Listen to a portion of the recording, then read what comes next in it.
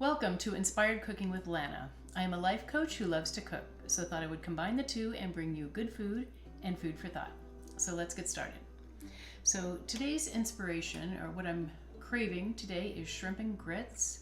I didn't care for shrimp and grits before I moved to Asheville, North Carolina, but once I moved to Asheville, I really became a huge fan of shrimp and grits. So that's what I'm going to make for you tonight. So this is equal parts water and milk. So it's 1 1/4 cup water, 1 1/4 cup whole milk. So 2.5 cups total. We are just adding that and we are going to let that come to a boil. So once that comes to a boil, we're going to add our grits and then we'll just let that cook down. So when I moved to Asheville, I was looking for a life change in my 40s, and I was living in Denver, Colorado at the time. So as if, moving across town would have been probably a big enough life change, but I decided to move halfway across the country and try out a new city. I didn't know anyone, and it was quite the adventure. So I lived there for a year and commuted back and forth to Denver. I was a flight attendant at the time, so it was truly an adventure. Some good points and some negative points about doing that. So I'm going to let this come to a boil, and then we are going to add 3/4 cup of grits. So when I was in Asheville, one of the things that I absolutely love about Asheville is it's very much farm to table. So the people who live there really want farm, local grown. So they kind of put the demand on the restaurants to support local farmers. So it's a beautiful farming community in Asheville, and so I've actually done a retreat. I've taken people there. I still have my place there, so I take people on retreats for farm to table experiences. Asheville, there's nothing like it.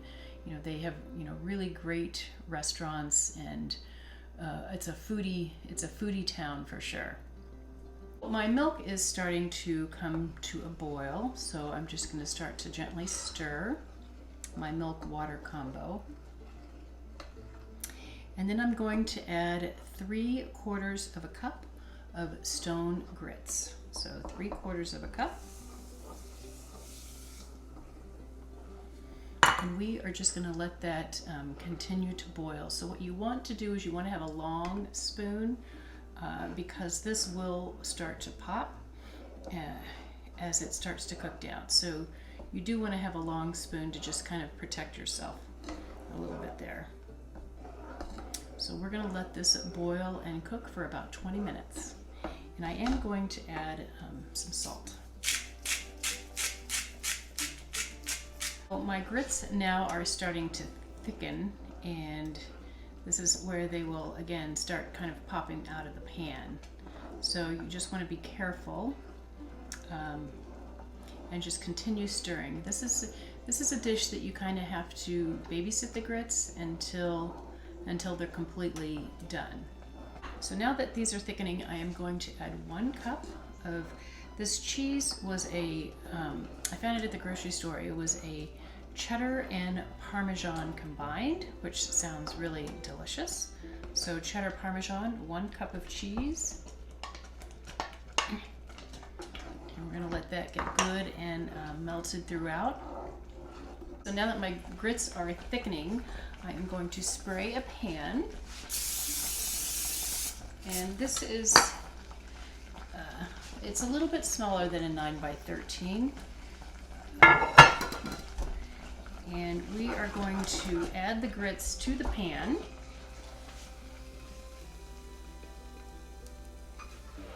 So the grits are nice and thick. So I now have my grits in the pan, and I'm going to let it cool.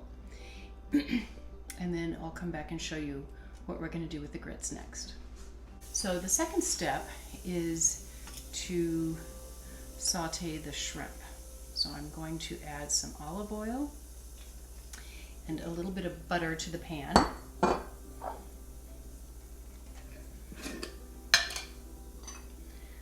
So this is ghee. I like to use ghee. It's clarified butter. It takes a higher heat point, but still the good flavor of butter. So we're adding just a little bit of olive oil and a little bit of ghee to the pan. We're gonna let that heat up. And I have this delicious black tiger shrimp. So they're nice and large, which they look just really yummy. So we're gonna let this heat up.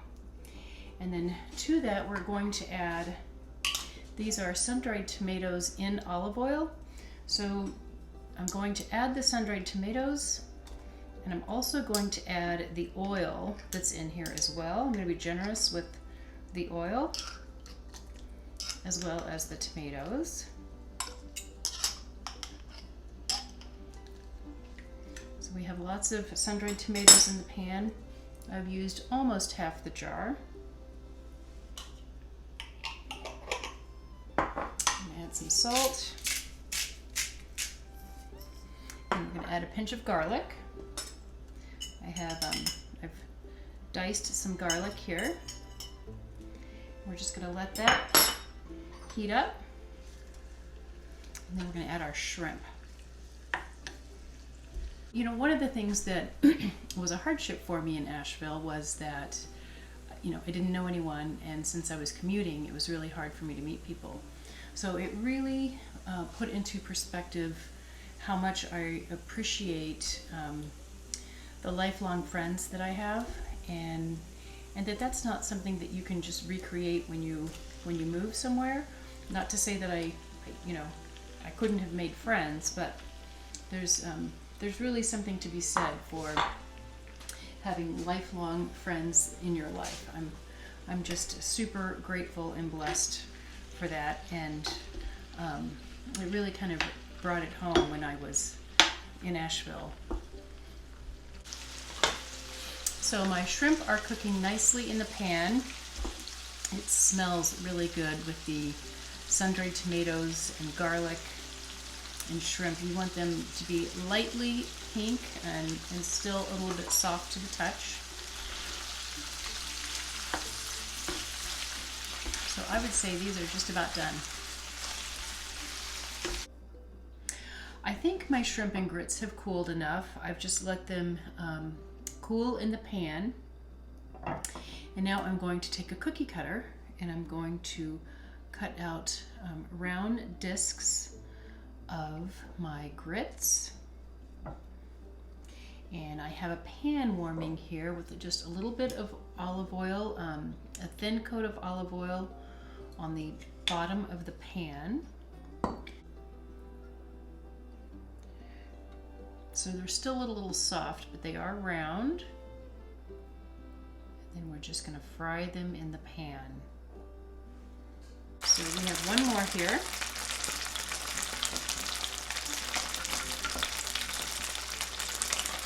So I love supporting farm to table. I don't know, Kansas City also has a lot of really nice restaurants that also support the community of farm to table.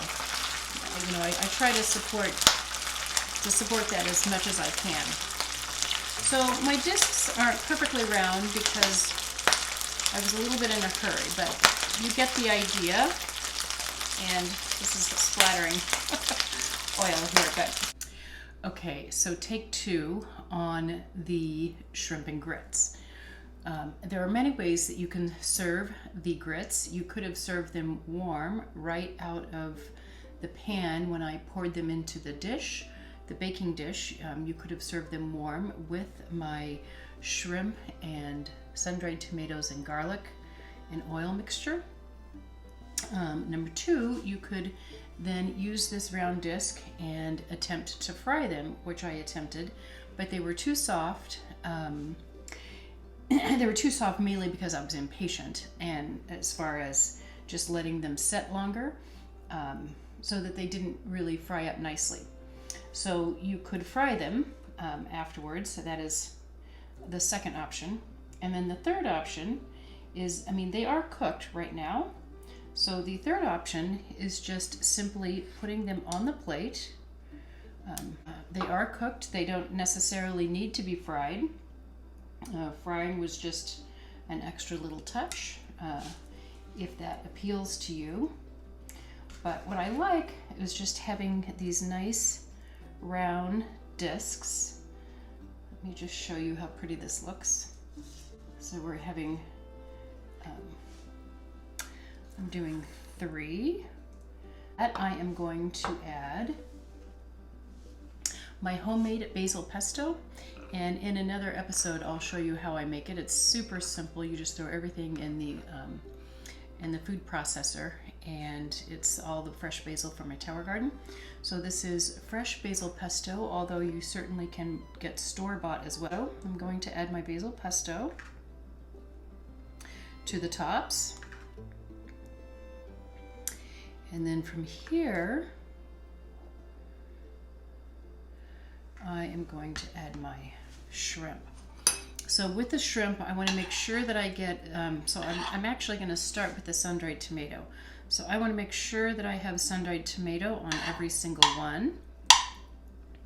So we have sun-dried tomato. And then I'm going to top each one with a shrimp.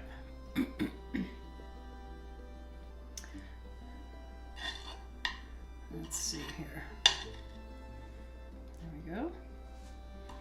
And so what you can do from here, if you've let the grits cool, is you can just put this into your oven. I've cooked the shrimp very al dente, so you can just put this in the oven on warm, and then when your guests arrive, you are ready to have shrimp and grits. So if you like this recipe, please hit the like button. Also subscribe to my YouTube channel, and check out my website at inspiredcookingwithlana.com. Thanks for watching.